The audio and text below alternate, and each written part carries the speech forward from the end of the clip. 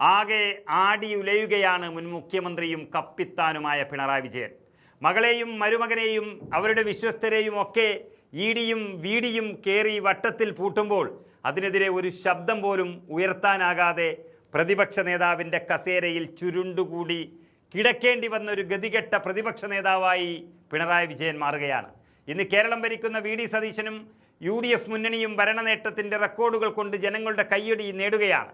ഇനി എങ്ങാനും ഈ പറഞ്ഞ UDF മുന്നണിക്ക് വല്ല ഭരണപരാജയവും ഉണ്ടായാലും പിണറായി വിജയന് ചോദ്യം ചെയ്യാനോ എതിർക്കാനോ കഴിയില്ല. ഇനി ചോദ്യം ചെയ്താലും സ്വന്തം പാർട്ടിക്കാർ പോലും വിലവെക്കുകയുമില്ല.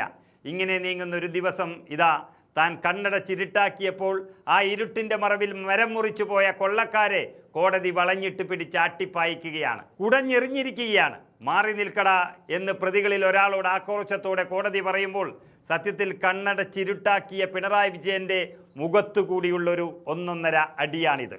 നിയമവ്യവസ്ഥയെപ്പോലും കളിയാക്കാൻ നോക്കിയ മുട്ടിൽ മരമുറി കേസ് പ്രതികൾക്ക് വൻ തിരിച്ചടിയാണ് ചോറ്റാനിക്കര മജിസ്ട്രേറ്റ് കോടതിയിലും അതുപോലെ കേരളത്തിൻ്റെ ഹൈക്കോടതിയിലും ഒരേ സമയം നേരിട്ടിരിക്കുന്നത്.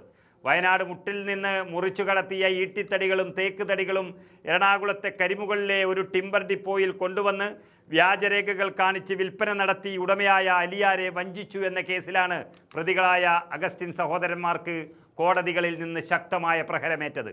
കേസിലെ വിചാരണ നടപടികൾ നീട്ടിക്കൊണ്ടുപോകണമെന്നാവശ്യപ്പെട്ട് അഗസ്റ്റിൻ സഹോദരന്മാർ നൽകിയ ഹർജി തികച്ചും നിലനിൽക്കാത്തതാണെന്ന് വ്യക്തമാക്കി കേരള ഹൈക്കോടതി പൂർണ്ണമായും തള്ളിക്കളഞ്ഞു. വിചാരണ നടപടികളിൽ നിന്ന് തൽക്കാലം ഒഴിഞ്ഞുമാറാനും സമയം നീട്ടിക്കൊടുക്കാനും പ്രതികൾ നടത്തിയ നീക്കങ്ങൾക്കാണ് ഹൈക്കോടതി വിധിയിലൂടെ തിരിച്ചടിയേറ്റത്. ഈ ആവശ്യം വേണമെങ്കിൽ വിചാരണ കോടതിയിൽ ഉന്നയിക്കാമെന്ന് വ്യക്തമാക്കി ഹൈക്കോടതി കേസിൽ ഇടപെടാൻ വിസമ്മതിച്ചു. ഇതിന് തൊട്ടു പിന്നാലെ ചോറ്റാനിക്കര മജിസ്ട്രേറ്റ് കോടതിയിൽ കുറ്റപത്രം വായിച്ചു കേൾപ്പിക്കുന്ന നടപടികൾക്കായി കേസ് പരിഗണിച്ചപ്പോൾ നാടകീയമായ രംഗങ്ങളാണ് അരങ്ങേറിയത്.